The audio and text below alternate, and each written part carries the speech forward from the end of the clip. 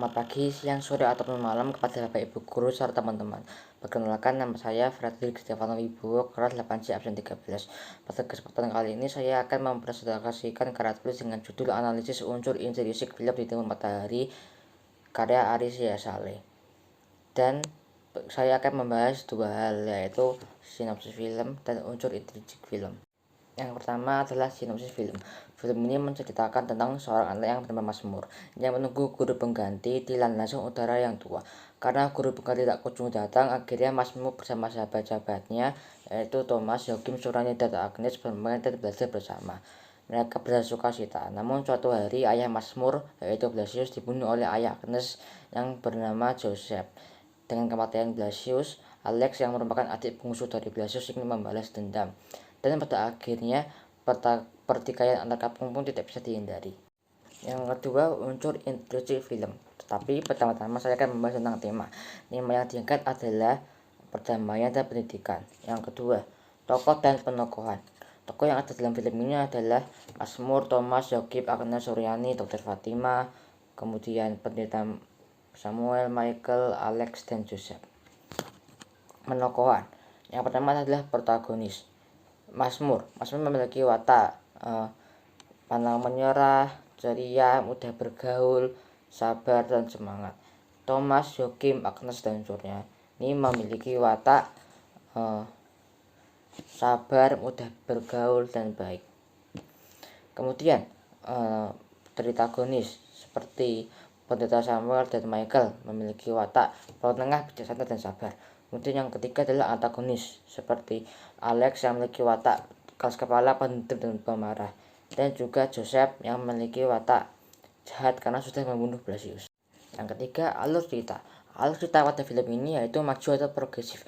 Cerita bermula saat Mazmur dan sahabat-sahabatnya menunggu kedatangan guru pengganti, dan pada akhirnya mereka bermain dan belajar bersama. Namun suatu kejadian yaitu ayah Mazmur yang bernama Blasius dibunuh oleh ayah Agnes yang bernama Joseph.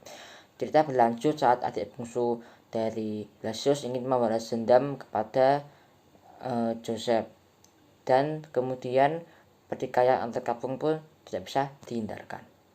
Yang keempat, latar. Latar dibedakan menjadi tempat, waktu, dan suasana. Latar tempat. Yang pertama adalah Papua, dengan bukti Mazmur dan teman-temannya yang tinggal di Papua. Yang kedua adalah landasan udara yang tua, dengan bukti Mazmur yang menunggu kedatangan guru pengganti di landasan udara yang tua. Yang ketiga adalah sekolah, dengan bukti tempat di mana Mazmur dan teman-temannya belajar. Latar waktu pagi, dengan bukti Mazmur yang sedang menunggu kedatangan guru pengganti. Yang kedua adalah latar waktu siang, dengan bukti pada saat Dr. Fatimah sedang mengajar Mazmur dan teman-temannya. Latar waktu malam, dengan bukti pada saat Mazmur, teman-temannya, Michael, dan Vina yang bukan istri dari Michael sudah makan malam bersama. Latar suasana dibedakan menjadi latar suasana sedih pada saat kematian Blasius yang merupakan ayah dari Mazmur. Suasana bahagia yang pada saat Mazmur dan teman-temannya belajar dan bermain bersama. Suasana menegangkan saat pertikaian antar kampung terjadi. Yang kelima, sudut pandang. Sudut pandang yang digunakan dalam film ini adalah sudut pandang orang pertama dan orang kedua. Pada film di Timur Matahari, tokoh kebanyakan menyebut kata saya sebagai sudut pandang orang pertama dan kata kau sebagai sudut pandang orang kedua. Yang keenam, amanat. Film ini mengajarkan kita untuk saling memaafkan. Jika kita dihadapi oleh suatu masalah, kita harus pantang menyerah dan sabar. Dan juga semua masalah dapat diselesaikan secara kekeluargaan. Yang ketujuh, kelebihan film. Film ini sangat menarik untuk ditonton. Alur yang menarik, film ini dapat tersampaikan dengan baik. Yang kedelapan, kekurangan film. Kekurangan dari film ini adalah susah dimengerti bahasanya. Yang kesembilan adalah nilai-nilai yang dapat diadopsi.